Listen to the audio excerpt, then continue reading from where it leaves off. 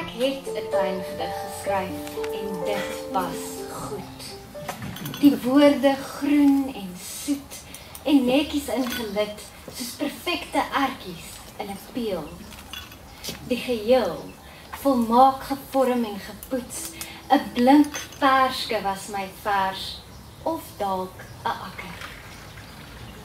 Dit was die groot werk van my loopbaan, maar hoe moes ek weet dat hierdie meesterstuk so vinnig sou vergaan? Terwyl ek my oë na die bome opslaan en aan my bas kan voel ek het 'n goeie ding hier weet, het 'n eekoring die hele ding opgevreet. So sal ek jou altyd onthou. So skryf ek dit neer. Soos jy nou daar sit in die tuin, met die sonplekke van jou nek na die son.